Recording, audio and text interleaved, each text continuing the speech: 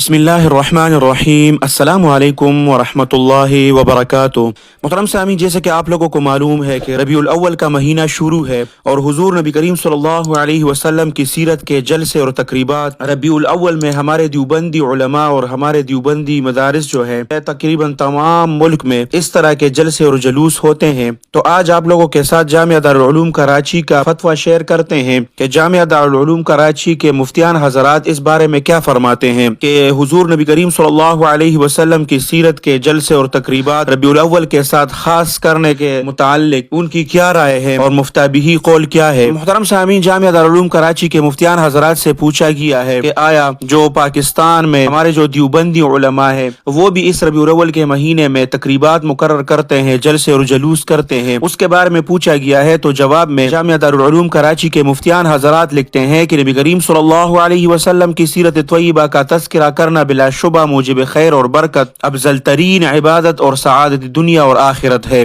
اور یقیناً یہ ذکر خیر آپ صلی اللہ علیہ وسلم کی محبت اور عقیدت میں اضافے کا باعث ہے، بالخصوص اس وجہ سے کہ مسلمان نبی کریم صلی اللہ علیہ وسلم کی سیرت سے غافل ہے، ان کو سیرت نبی صلی اللہ علیہ وسلم سے آگاہ کرنے کے لیے سیرت کے موضوع پر تقریبات منعقد کر کے کسی مستند عالم دین کا بیان کروانا جائز بلکہ مستحسن ہے۔ محترم سامعین، یہ جملہ آپ لوگ نوٹ کریں، آپ لوگ اسکرین پر فتویٰ ساتھ ساتھ دیکھ بھی رہے ہیں، یہ جملہ آپ نوٹ کریں، لیکن واضح رہے کہ ایسی تقریبات کو ربیع الاول کے مہینے کے ساتھ خاص کرنا درست نہیں ہے، بلکہ بلا کسی التزام کے سال بھر کسی بھی مہینے میں سیرت کی تقریب منعقد کر کے کسی مستند عالم دین سے بیان کروا لیا جائے تو یہ درست ہے۔ محترم سامعین، آپ لوگوں نے دیکھا کہ اس جلسے اور جلوسوں کو ربیع الاول کے ساتھ خاص کرنا جامعہ دارالعلوم کراچی کا فتویٰ ہے کہ یہ جائز نہیں ہے۔ پھر ساتھ ہی ہم پر اعتراض کرتے ہیں کہ آپ لوگ جو بھی بات ہو اس کے بارے میں آپ لوگ جلدی فتویٰ شیئر کرتے ہیں، تو ہمارے بہت سے ساتھی ایسے ہیں جو اس کام کو بہت زیادہ سراہتے بھی ہیں اور ہمارے حوصلہ افزائی بھی کرتے ہیں۔ ہمارا مقصد یہ ہوتا ہے کہ پاکستان کے جتنے بھی بڑے جامعات ہیں اس کا مفتابی قول آپ لوگوں کے سامنے رکھا جائے۔ تو یہ مفتابی قول ہے، نیچے فتوے کا نمبر بھی لکھا ہوا ہے اور جامعہ دارالعلوم کراچی کے دارالفتہ کا نام بھی لکھا ہوا ہے اور ان کے مفتیان حضرات کے مہر بھی لگے ہوئے ہیں،